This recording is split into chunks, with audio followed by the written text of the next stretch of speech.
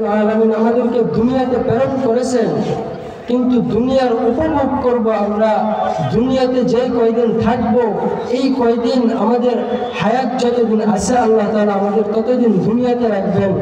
দুনিয়া ছেড়ে পরে যখন আমরা মৃত্যুবরণ করব, মৃত্যুবরণ করার পরে হবে আমাদের আসল জিন্দেগি। মেরে মুহতারাম ভাইও, এই দুনিয়া হলো ক্ষণস্থায়ী, এই দুনিয়া চিরকাল থাকার জায়গা না। এই দুনিয়াতে আল্লাহ রাব্বুল আলামিন আপনাকে আমাকে পাঠাইছেন মুসাফির হিসাবে। এই দুনিয়াতে আমরা আসছি মুসাফির হিসাবে। আমরা যখন ময়মনসিংহ থেকে অথবা ত্রিশাল থেকে ঢাকা যাই স্বল্প সময়ের জন্য, হয়তোবা 2 দিন 3 দিন 4 দিনের জন্য,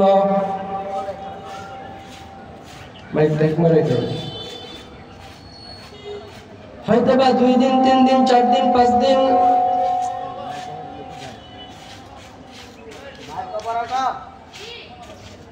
হয়তোবা 2 দিন 3 দিন 4 দিন 5 দিন থেকে আবার আমরা চলে আসি নিজের গন্তব্যস্থানে।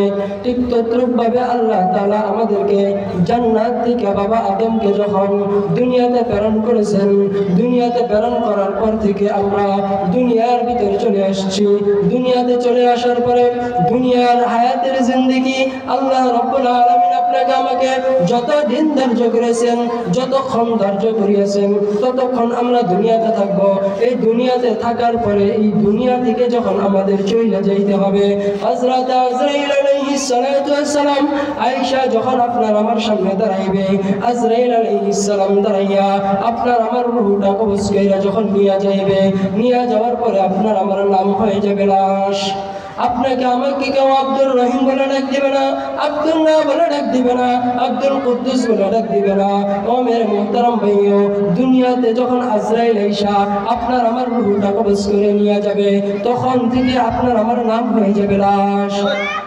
আর আপনার আমার রূহটা যখন আল্লাহ রাব্বুল আলামিন নিয়ে যাবেন, আল্লাহ রাব্বুল আলামিনের কাছে যখন নিয়ে যাবেন, ও মেরে মুহতারাম ভাইও, একে একে করে দুনিয়ার সমস্ত কিছুই, সমস্ত মাখলুকের মৃত্যু হবে, সমস্ত জীবজন্তুর মৃত্যু হবে, সমস্ত কিছুর মৃত্যু হবে। মৃত্যু হওয়ার পরে আল্লাহ রাব্বুল আলামিন হাসরের ময়দান কায়েম করবেন। হাসরের ময়দান কায়েম করার পরে ওই হাসরের ময়দানের ভিতরে আপনার আমার আমলনামা আল্লাহ তাআলা চাইবেন। আমলনামা চাওয়ার পরে আল্লাহ রাব্বুল আলামিন আমলনামা দেখবেন, আমলনামা দেখবেন। আমলনামা দেখা যারা জান্নাতি তাদেরকে জান্নাতে রাখবেন, যারা জাহান্নামী তাদেরকে জাহান্নামে দিবেন। ও মেরে মুহতারাম ভাইও, একটা আরশের ছায়ার নিচে আল্লাহ তাআলা জান্নাতীদেরকে রাখবেন, জাহান্নামীদেরকে জাহান্নামের অত্যন্ত গরম তাপ আগুনের ভিতরে ফেলে দিবেন। ও মেরে মুহতারাম ভাইও, যারা জান্নাতে যাওয়ার জান্নাতে চলে যাবে, শেষ পর্যায়ে মহান রব্বুল আলামিনের দরবারে আপনার আমার পয়গম্বর, আখিরি জামানার পয়গম্বর, আকা নামদার তাজদারে মদিনা, জিদার গোশে আমেনা, জনাব মুহাম্মদুর রাসূলুল্লাহ সাল্লাল্লাহু আলাইহি ওয়াসাল্লাম আল্লাহ রাব্বুল আলামিনের দরবারে ফরিয়াদ করবে, ও রব্বুল আলামিন, দুনিয়াতে তো আমাকে পাঠাইছিলা, দুনিয়াতে আমার উম্মত পাঠাইছিলা, ও মাওলা, জান্নাতের ভিতরে তো আমার সব উম্মত আসে নাই, এই জান্নাতের ভিতরে তো আমি আমার সব উম্মতদেরকে দেখতে পারতেছি না। আমার উম্মত আর কোথায়? আমার উম্মতগুলি কোথায় গেল? আমার উম্মতের সঙ্গে আমার দেখা করিয়া দাও, আমার উম্মতের সঙ্গে সাক্ষাৎ করিয়া দাও।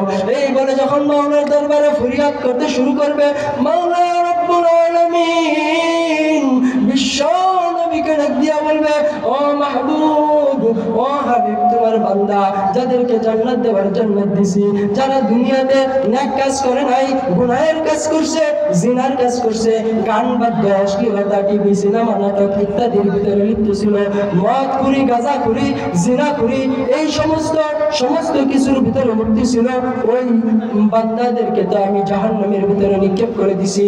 আল্লাহ রাব্বুল আলামিন এই কথা বলার সঙ্গে সঙ্গে বিশ্ব নবীকে ডাক দিয়া বলবে, ও মাহবুব, ও হাবিব, চলো চলো চলো, তোমার উম্মতের কাছে যাই, উম্মতের কাছে যাই। এই বলে বিশ্ব নবীকে নিয়া জাহান্নামের কাছে যাইবে, যাইয়া আল্লাহ রাব্বুল আলামিন ডান হাত দিয়া এইভাবে জাহান্নামে একটা খাবলা দিবে। খাবলা দেওয়ার পরে ওই জাহান্নাম থেকে কীট, কালো কালো কালো আংরার মতো, কয়লার মতো কিছু উম্মত আল্লাহ তাআলার হাতে চলে আসবে। আল্লাহ তাআলা ওই উম্মতগুলিকে জাহান্নামের পাশে জান্নাতের পাশে একটা নদী আছে, ওই নদীর ভিতরে চুবাইয়া দিবে। ওই নদীর ভিতরে চুবাইয়া ওই জাহান্নামী কয়লা কীট পুরা কীটকে ওই কয়লাকে ওই নদীর ভিতরে যখন চুবাইয়া দিবে, ওই নদীর ভিতর থেকে উঠানোর পরে এক একটা জাহান্নামের কালো আংরা ওই নদীর পানিতে ধোয়ার সঙ্গে সঙ্গে 30 বছরের তাগড়া যুবক যুবতী হয়ে যাবে, 31 ফুট লম্বা হয়ে যাবে।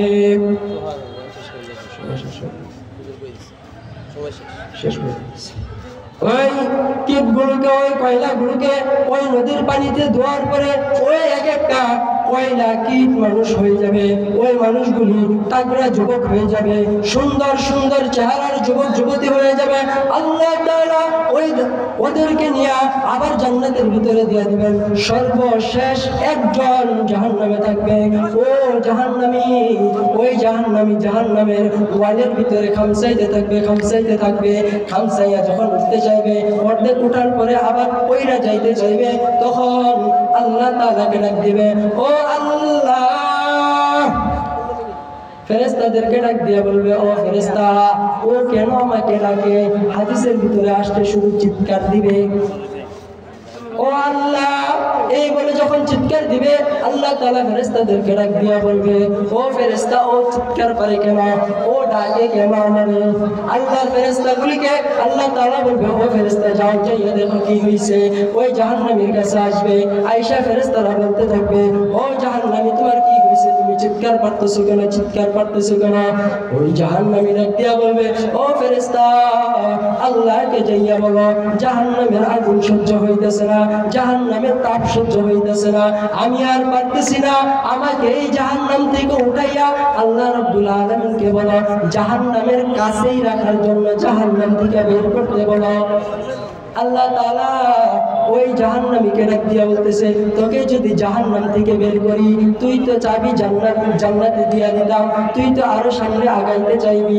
জাহান্নামী ডাক দিয়া বলে, আল্লাহ তোমার কসম, তোমার নবীর কসম, মার কসম, বাবার কসম, সমস্ত কিছুর কসম খায়া বলবে, আল্লাহ তো শুধু জাহান্নাম থেকে একটু উঠাও, আমি আর কিচ্ছু চাই না, আর কিচ্ছু চাবো না, শুধু জাহান্নাম থেকে উঠাইয়া দাও। আল্লাহ যখন ফেরেশতাদেরকে বলবে, ও ফেরেশতা, দে ওরে উঠাইয়া দে। ফেরেশতা যখন উঠাইয়া দিবে, ওই জাহান্নামীর মুখটা থাকবে জাহান্নামের দিকে, পা গুলি থাকবে উল্টা দিকে। এইভাবে জাহান্নামী অনেকক্ষণ চুপ করে দাঁড়ায়া থাকবে, আগুনটা সহ্য করতে থাকবে। হঠাৎ করে মুখ দিয়ে আবার বের হয়ে যাবে, ও মাওলা, ও আল্লাহ। এখন আল্লাহ ডাক দিয়া বলে, ওরে নাফরমান, আবার ডাকিস কেন? আল্লাহ গো, আযাব আর সহ্য হচ্ছে না, আমাকে এই আযাব থেকে একটু সামনে অগ্রসর করো। ওই